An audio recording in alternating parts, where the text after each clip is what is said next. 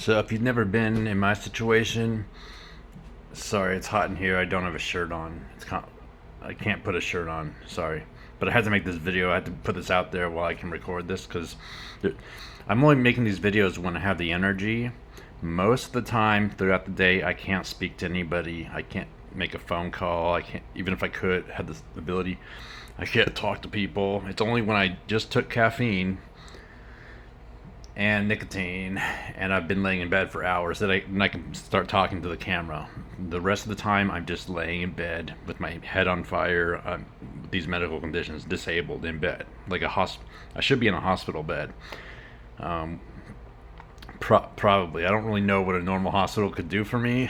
I mean, it'd be nice to know if maybe there's more than one reason, because I know the primary reason for my disability is I'm poisoned by the hospital. I was poisoned by the hospital in Colombia, but it could have happened anywhere. It happens all over the world. In the United States, probably some of the best hospitals are poisoning people, because anytime you get an MRI with contrast, there's a 1 in 10,000 chance, or depending on different factors, that you're going to be fucking poisoned. And actually, we can make a case that if you get an MRI gadolinium-based contrast injected into your body, you are being poisoned.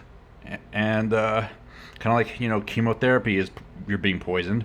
But chemotherapy, I think that leaves the body, it doesn't just stay in your body poisoning you in perpetuity, whereas gadolinium-based contrast agents stay in your body forever. So you're just forever being internally poisoned from within. So I am poisoned.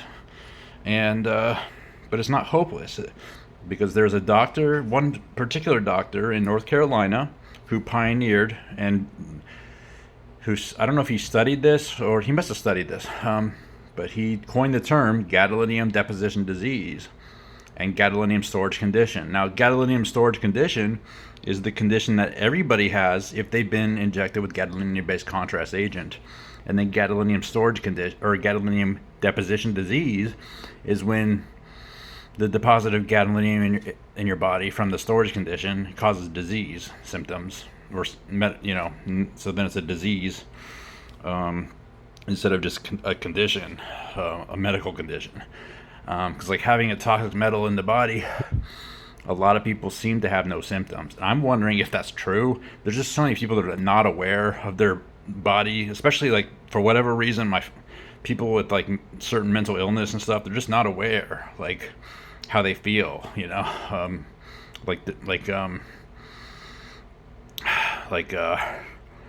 pretty damn sure, trying to think of an example.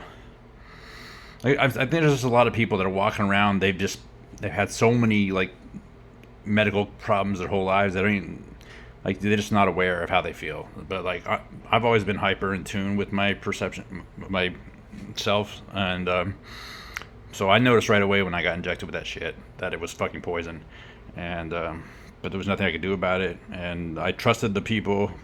They told me you leave the body in 24 hours, and it's 5 years later. I'm still very sick from it and not getting any better. But it's not hopeless. Chelation, heavy metal chelation using DTPA. Some people say EDTA might work too, a certain type of EDTA, but calcium zinc DTPA is the gold standard for removing gadolinium from the body. I think that was pioneered by Dr. Semelka out of North Carolina. I'm not sure which university he's affiliated with, but you can go to his website. Just Google Dr. Semelka, Semelka, if you're poisoned with gadolinium. But what's my point? Yeah. So because I'm poisoned with gadolinium, I can't. I'm just exhausted all the time. There's many symptoms. But yeah, I can do a trucking, long haul trucking, because there's a bed in the back, and whenever I need to, I can stop driving the truck. Hopefully, if I can find a place to park that's legal and safe, which can be complicated. I can just lay down whenever I need to. Now, I'm not just poisoned with gadolinium. I've never been able-bodied my entire life. That's why I didn't join the military, because I knew there's no way I'm going to get through boot camp. I didn't actually figure out what the real reason was until much later. But it wasn't just one thing. It's chronic Lyme disease my whole life, from tick-borne illness, So basically, you just like all the symptoms associated with that, and never goes away. I was raised in a very dirty environment, and for whatever reason, my immune system flared up, and then I got drug injured, I guess it's called, or injured by a pharmaceutical. As a child, my mother decided to treat me like a psychiatric drug experiment, and to treat my Asperger's syndrome and my disagreeable personality with her narcissism using psychiatric drugs. So you could say that was a form of torture, using psychiatric drugs as a torture and controlled abuse device, using the field of psychiatry as a weapon against your child. But that messed me up totally. Gave me a rack. I didn't choose to have this body. I chose to be a fit, lean athlete. So hey, ladies. But let's see what else. And this is fixable too, but it's going to take surgery after I lose weight. And I know how to lose weight also because in my early 20s, so that happened. I got poison drug injured, which caused me to grow female breasts. I have actual breast tissue, and then it also, I don't care. I'm not ashamed. I didn't choose this. I didn't choose any of this. I'm not ashamed of anything. Years ago, I would have been too shy to even put my face on the internet or anything. I don't care at this point. I don't even know if I'm going to be alive next year. It's totally so.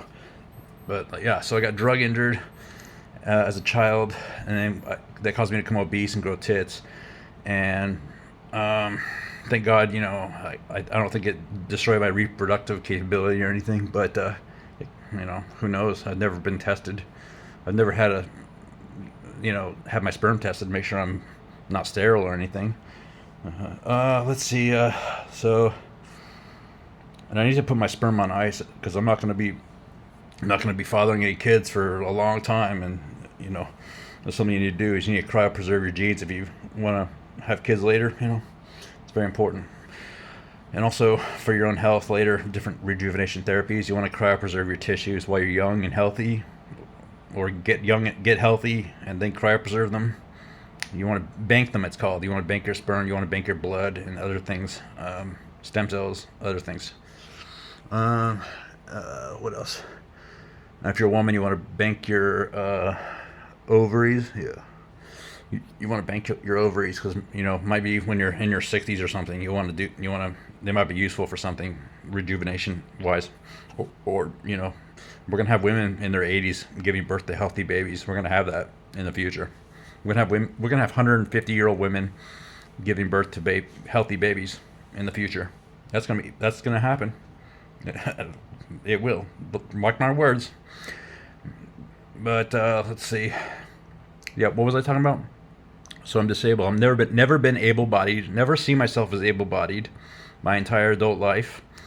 Because obese teenager, and then what prompted me to lose weight or figure out how to lose weight in my early 20s was actually I realized I'm gonna fucking die. Well, I'm never gonna. Or my girlfriend left me. That's right. Yeah, my girlfriend left me, and actually she was my wife. I mean, she really was my wife. So my wife left me. We weren't married, but we should have been. Or we lived together. And so my wife left me. I was like 21 years old or something, and I was 300 pounds like I am now. And I realized something wrong with me because the way she left me was just crazy. She left me for a guy that was a total loser. So if she left me for a loser, I must have been even more of a loser, and I was. And I was like, how do I fix this? And let's see, we weren't good for each other anyway. So I wish she had left me sooner because it wasn't healthy. But let's see. So I've never been able-bodied my entire adult life. Let's see. So what prompted me to lose weight is my wife left me. But at the same time, I got injured. I slipped on ice and I fell, and I broke my spine and my pelvis, or my coccyx, and also damaged my pelvis somehow. Because ever since then, it's been painful to stand or walk.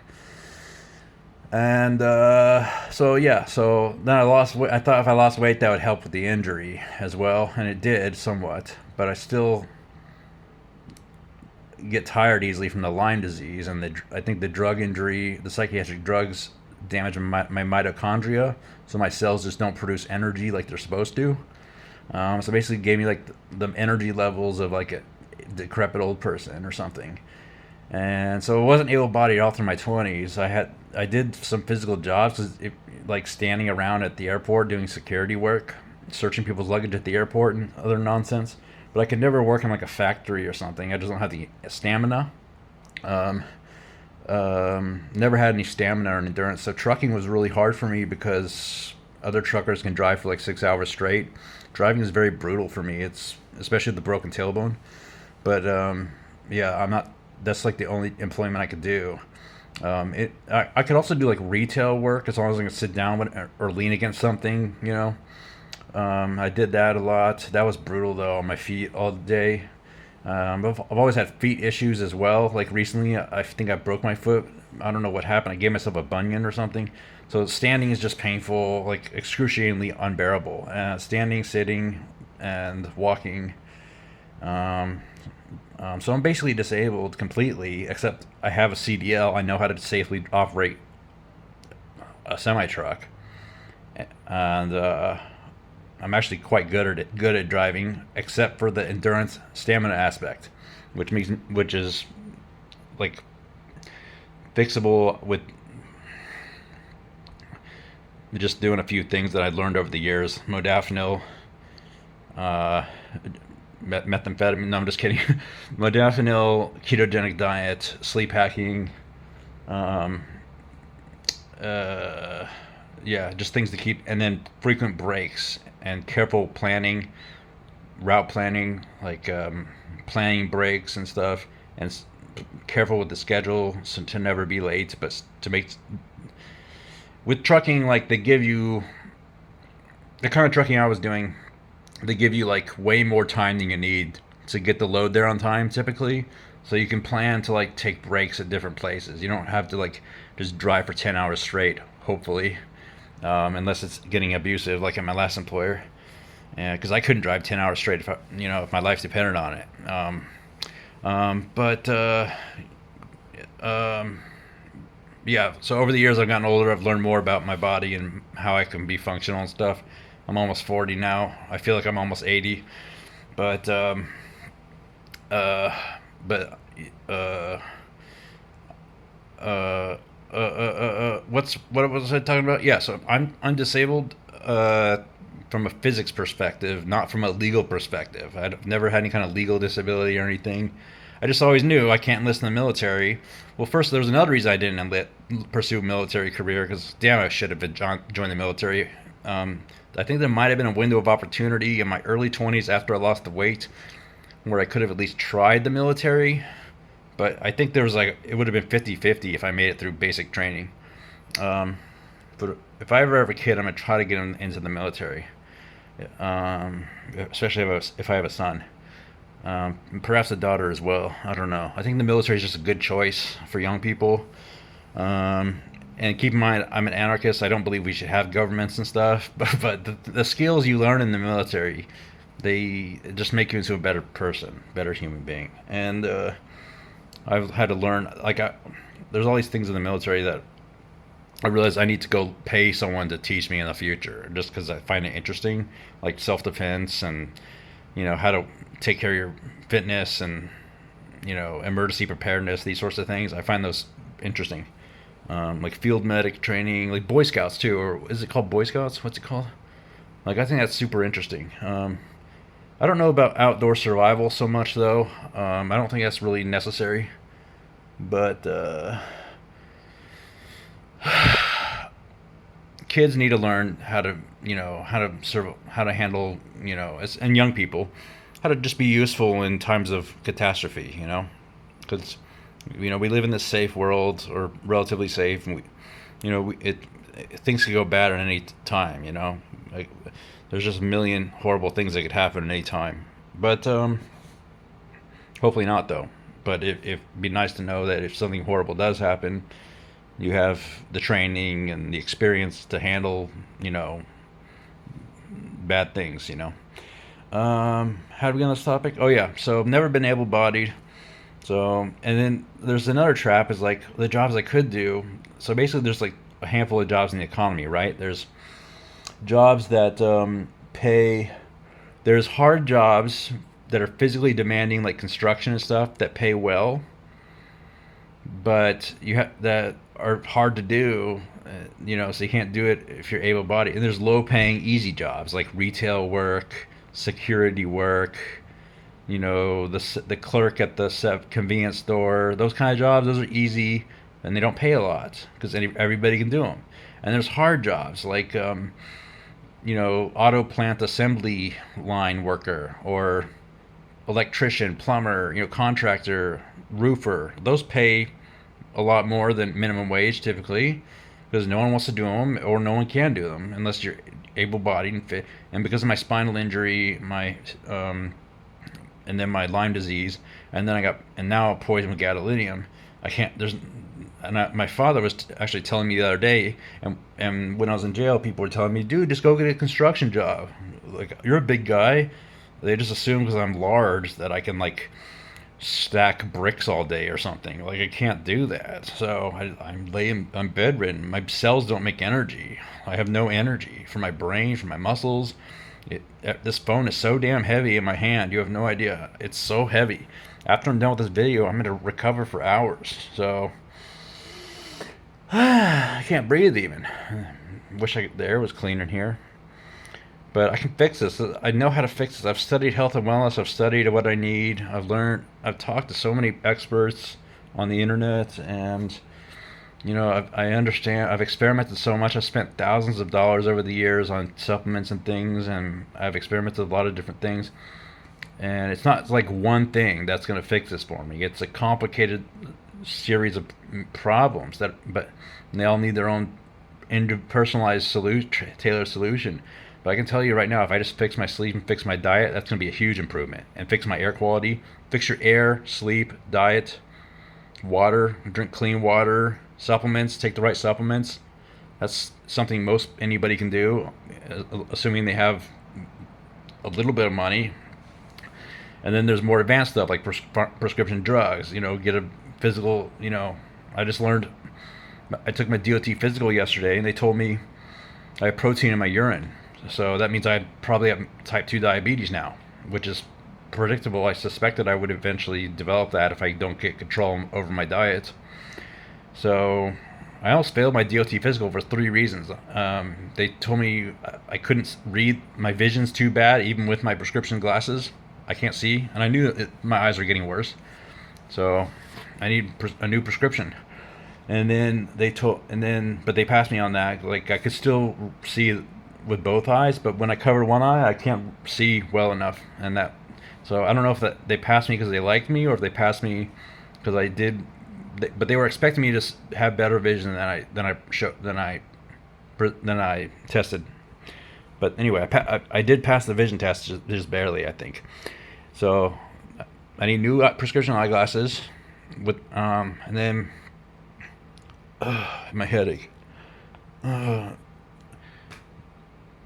DOT physical, protein in the urine, which is probably type 2 diabetes, which is fixable with diet. And type 2 diabetes is totally correctable. Pre-diabetes, type 2 diabetes, totally curable. But your doctor probably doesn't even know that.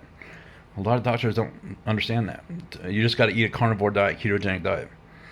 And then what else was it? So there's 3 things. Oh, sleep apnea. I'm not using my CPAP machine because I don't have a long enough hose, and I don't have a normal routine, bedtime routine or morning routine here. And with my autism, I had to have routines. Otherwise, I just don't. I just work until I pass out, basically, without using the CPAP. So I just set alarms and stuff and have a schedule and manage my circadian rhythm, and that requires food security and different things that I've learned that work for me. What was I talking about? Yeah, so I've never seen myself as able-bodied my whole damn life, and that's astonishing because I guess everybody around me thought I was able-bodied, and my father, I guess, thought I was able-bodied, and my whole damn life I've been telling them about my health problems. Like, hey, let's figure this out. Let me figure this out. Here's what I need. But it got really nasty 5 years ago when I got poisoned and disabled in bed for 6 months in Colombia. But it doesn't matter where it was. It could have happened to me in California, but less likely. But they injected me with gadolinium contrast agent, and now I have gadolinium deposition disease. And for the last 5 years, I've had toxic metal in my body, and that was a whole new level of disability. And but the solution is chelation, and I can get that, and that'll be the single most great improvement. That and fixing my broken tailbone will be the single life-changing procedures. And it's only a few $1,000s to get the chelation, and the broken tailbone, it's like a few $100 probably. But yeah, so maybe I should do a GoFundMe. It's just typically men don't get money from GoFundMes. It's women and children that get money from GoFundMes. Men, nobody cares about men, that especially if they look large and able-bodied like myself. Nobody gives a shit, you know. But maybe if I was like old, maybe people would feel sympathy or something. But you know, men like me, bald and with a beard, fat, nobody gives a shit. Get a job, you lazy bum. That's what people think when they look at someone like me, without knowing all the details. But yeah, so I can do trucking though. I just did trucking like less than a year ago. I just wasn't doing it anywhere near the level that I would need to in order to save money, because you know this costs a certain amount of money to survive in a truck, and it costs a little bit more to and not get fired. Then it costs a little bit more to, you know, be productive in a truck, and you know, but yeah, I understand how to do it.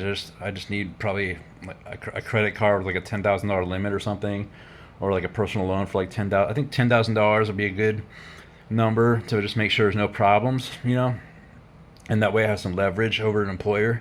But I did pass my DOT physical. I was astonished. They passed me because there was the president changed the laws. So it used to be, if I had taken that DOT physical like a year ago, I would have failed for sure. I would have been told to come back after I'm compliant with my CPAP. But Trump he relaxed the regulation on trucking, or on certain aspects of trucking. So I was legally allowed to pass the DOT physical, even though I'm not in compliance with my CPAP, and I'm technically disabled. But you know, they passed me. So, but I didn't get the full medical card. You're supposed to get a 2-year card. I only got a 6-month card. So I have a restricted but passed DOT physical, but I'll have to pass another one in 6 months, so, or less. So, and I might fail the next one if I don't fix the problems that showed up on this DOT physical. Because, I hope I answered any questions. Thanks for tuning along if you're following my story. I know I have some friends following that don't have any money to donate to me or loan me. I don't want donations. People think I'm looking for a handout. I'm not looking for a handout. I'm just looking for a hand up, you know, and a hand up off the ground, you know. And I would totally be willing to do some kind of like crazy financial arrangement or something, because my earning potential is really high. Once I get back on a truck, if I'm allowed to do that properly. Truck drivers, the kind of trucking I do, they can make a lot of money, because if you can just live in the truck and not pay rent and not have any bills besides, you know, your internet and your phone and stuff and food, you know, like you can, you know, and truckers make, like, the top performing truckers make 6 figures, company drivers, but they're training and they're doing different things. They're working like hell to make that. I don't think I could work that hard, but I can probably make $70,000 a year with no problem, and live on $35,000 a year in a truck, and then after taxes maybe save 20 or 30,000, 25,000 every year, and I could put that towards debt servicing if someone wanted to. So that means if I borrowed 25,000 right now, I could have it paid off in like a year probably, or a year and a half. And that's, if I had 25 grand right now, I'd go back trucking. If I had 100 grand right now, I'd still go back trucking. I don't see if I had 200 grands or 300 grands, I probably wouldn't go back trucking. I'd probably move, go to where I want to go. But because I want to go work in IT after college, but I can't go to college poor again. I'm done being poor. I tried being poor for many years and it didn't work out for me, so I'm not doing that anymore.